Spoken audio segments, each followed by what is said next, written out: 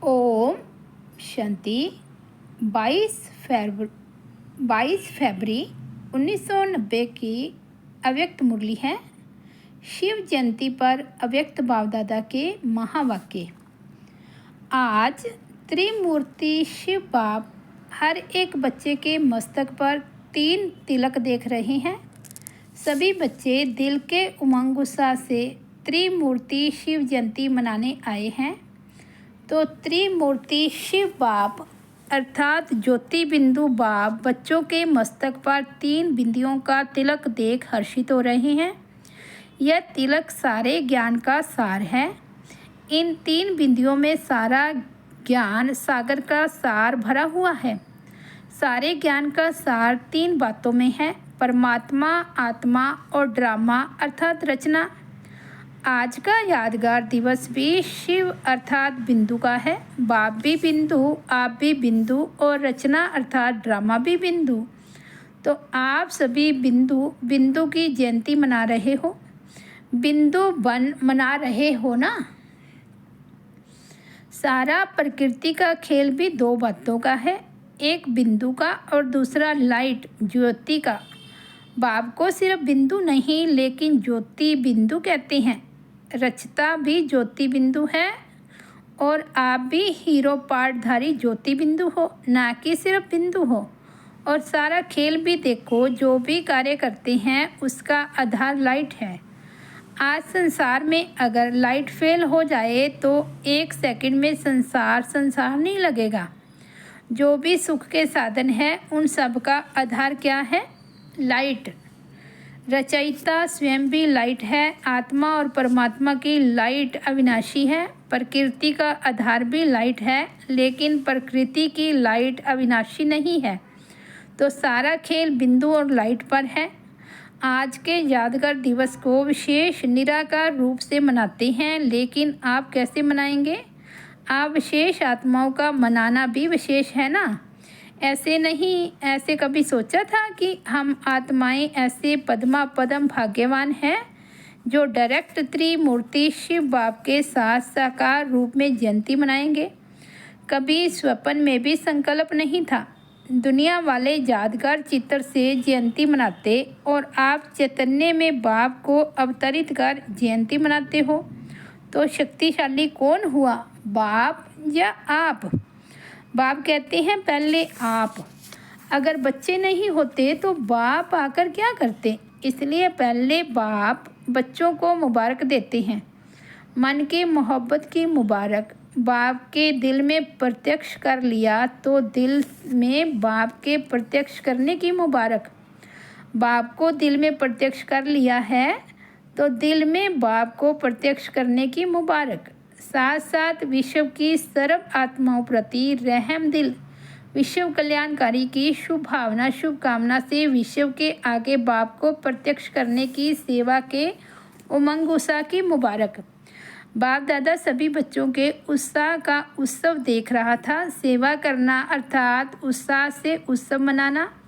जितनी बड़ी सेवा करते हो बेहद की, उतना ही बेहद का उत्सव मनाते हो। सेवा का अर्थ ही क्या है? सेवा क्यों करते हो? आत्माओं में बाप के परिचय द्वारा उत्साह बढ़ाने के लिए। जब सेवा के प्लान बनाते हो तो यही उत्साह रहता है ना कि जल्दी से जल्दी वंचित आत्माओं को बाप से वर्षा दिलाएं, आत्माओं को खुशी की झलक का अनुभव कराएं। अभी किसी भी आत्मा को देखते हो, चाहे आज के संसार में कितना भी बड़ा हो, लेकिन हर आत्मा के प्रति देखते ही पहले संकल्प क्या उठता है? ये प्राइम मिनिस्टर है, ये राजा है, ये दिखाई देता है। जब आत्मा से मिलते हो व देखते हो, शुभ भावना उठती है ना कि यह आत्मा भी बाप से प्राप्ति की अंजलि ले लेवे। इस संकल्प से मिलते हो ना, जब यह शुभ भावना उत्पन्न होती है तब ही आपकी शुभ भावना का फल उस आत्मा को अनुभव करने का बल मिलता है। शुभ भावना आपकी है, लेकिन आपकी भावना का फल उनको मिल जाता है, क्योंकि आप श्रेष्ठ आत्माओं की शुभ भावना के संकल्प में बहुत शक्ति है। आप एक एक श्रेष्ठ आत्मा का एक एक शुभ संकल्प वायुमंडल को की सृष्टि रचता है। संकल्प से सृष्टि कहते हैं ना। ये शुभ भावना व शुभ संकल्प चारों ओर वातावरण अर्थात सृष्टि को बदल देता है।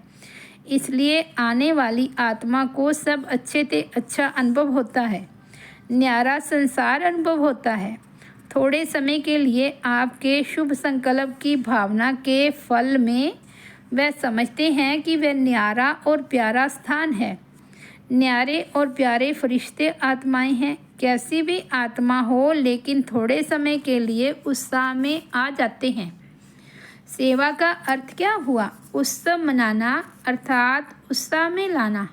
कोई भी चाहे स्थूल कर्म करते हो, चाहे वाणी द्वारा, चाहे संकल्प द्वारा करते हो, लेकिन ब्राह्मण आत्माओं के हर संकल्प, हर कार्य, हर संकल्प, हर सेकंड, हर बोल उत्सव है, क्योंकि उत्साह से करते हो और उत्साह दिलाते हो।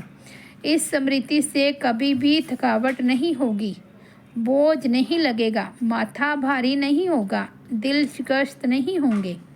जब किसको थकावट होती है व दिल सुस्त होती है तो दुनिया में क्या करते हैं? कोई ना कोई मनोरंजन के साधन पर चले जाते हैं। कहते हैं आज माथा बहुत भारी है, इसलिए थोड़ा मनोरंजन चाहिए। उत्सव का अर्थ ही होता है मौज मनाना। खाओ पियो मौज करो, यह उत्सव है। ब्राह्मणों को तो हर घड़ी उत्सव है, हर कर्म ही उत्सव है। उत्सव मनाने में थकावट होती है क्या? यहाँ मधुबन में जब मनोरंजन का प्रोग्राम करते हो तो भले 11 बज जाते हैं तो भी बैठे रहते हैं। क्लास में 11 बज जाए तो आधा क्लास चला जाता है। मनोरंजन अच्छा लगता है ना। तो सेवा भी उत्सव है। इस विधि से सेवा करो, स्वयं भी उत्साह में रहो, सेवा भी उत्साह से करो और आत्माओं में भी उत्साह लाओ। तो क्या होगा? जो भी सेवा करेंगे उस द्वारा अन्य आत्माओं का भी उत्साह बढ़ता जाएगा। ऐसा उत्साह है वह सिर्फ मधुबन तक है। वहाँ जाने से फिर सर्कमस्टांस दिखाई देंगे। उत्साह ऐसी चीज़ है जो उसके आगे परिस्थिति कुछ भी नहीं। जब उत्साह कम हो जाता तब परिस्थिति वार करती है। उत्साह है तो परिस्थिति वार नहीं करेगी, आपके ऊपर बलिहार जाएगी। आज उत्सव मनाने आए हो ना। शिव जयंती को उत्सव कहते हैं। उत्सव मनाने नहीं आए हो लेकिन हर घड़ी उत्सव है, ये अंडरलाइन करने आए हो। ताकत भी न हो, मानो शरीर में शक्ति नहीं है व धन की शक्ति की कमी के कारण मन में फील होता है कि ये नहीं हो सकता। लेकिन उत्साह ऐसी चीज़ है जो आप में उमंग उत्साह है तो दूसरे भी उत्साह में आगे बढ़ कर के आपके सहयोगी बन जाएंगे। धन की कमी भी होगी तो कहाँ ना कहाँ से धन को भी उत्साह खींच कर लाएगा। उत्साह ऐसा चुंबक है जो धन को भी खींच कर लाएगा, साथियों को भी खींच कर लाएगा, सफलता को भी खींच कर लाएगा। जैसे भक्ति में कहते हैं ना, हिम्मत उत्साह धूल को भी धन बना देता है। इतना परिवर्तन हो जाता है। उत्साह ऐसी अनुभूति है जो किसी भी आत्मा की कमजोरी के संस्कार का प्रभाव नहीं पड़ सकता। आपका प्रभाव उस पर पड़ेगा, उसका प्रभाव आपके ऊपर नहीं आएगा। जो ख्याल ख्वाब में भी नहीं होगा वह सहज साकार हो जाएगा। ये बाप दादा का सभी सेवाधारियों को गारंटी का वरदान है, समझा? बाप दादा खुश है, अच्छी लगन से सेवा के प्लान्स बना रहे हो। संस्कारों को मिलाना अर्थात संपूर्णता को समीप लाना और समय को समीप लाना। बाप दादा भी देख रहे हैं।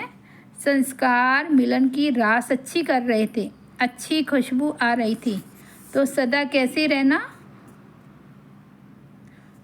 उत्सव मनाना है, उत्साह में रहना है। खुद ना भी कर सको तो दूसरों को उत्साह दिलाओ, तो दूसरों का उत्साह आपको भी उत्साह में लाएगा।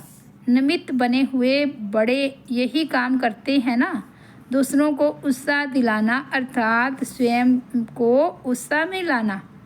कभी बाय चांस 14 आना उत्साह हो तो दूसरों को 16 आना उत्साह दिलाओ तो आपका भी 2 आना उत्साह बढ़ जाएगा। ब्रह्मा बाप की विशेषता क्या रही? कोयले उठाने होंगे तो भी उत्साह से उठाएंगे, मनोरंजन करेंगे। कोयले के 35 बैगन्स आने थे। बाप दादा मुरली में कोयले की बात कर रहे थे और थोड़े समय बाद समाचार मिला कि आबू रोड में कोयले की बैगन्स पहुंच गई है। अच्छा, सभी पांडव क्या करेंगे? सदा उत्साह में रहेंगे ना, उत्साह कभी नहीं छोड़ना। अभी का उत्साह आपके जड़ चित्रों के आगे जाकर पहले उत्साह हिम्मत लेकर फिर कार्य शुरू करते हैं। इतनी उत्साह भरी आत्माएं हो जो आपके जड़ चित्र भी औरों को उत्साह हिम्मत दिला रही हैं। पांडवों का महावीर का चित्र कितना प्रसिद्ध है। कमज़ोर शक्ति लेने के लिए महावीर के पास जाते हैं। अच्छा, चारों ओर के सर्व अति श्रेष्ठ भाग्यवान बच्चों को सदा ज्योति बिंदु बाप को प्रत्यक्ष करने के उमंग उत्साह में रहने वाले, सदा दिल में बाप की प्रत्यक्षता का झंडा लहराने वाले, सदा विश्व में बाप की प्रत्यक्षता का झंडा लहराने वाले, ऐसे हीरे तुल्य बाप की जयंती 100 बच्चों की जयंती की मुबारक हो। सदा मुबारक से उड़ने वाले और सदा रहेंगे। ऐसे उत्साह में रहने वाले, हर समय उत्सव मनाने वाले और सर्व को उत्साह दिलाने वाले महान शक्तिशाली आत्माओं को त्रिमूर्ति शिव बाप की याद, प्यार, मुबारक और नमस्ते। हम रूहानी बच्चों की, रूहानी बाप दादा को शिव जयंती की याद, प्यार, मुबारक और नमस्ते। तो ये थे बाबा के शिव जयंती पर चले हुए अव्यक्त महावाक्य जो 22 फरवरी 1990 को चले हैं। ओम शांति।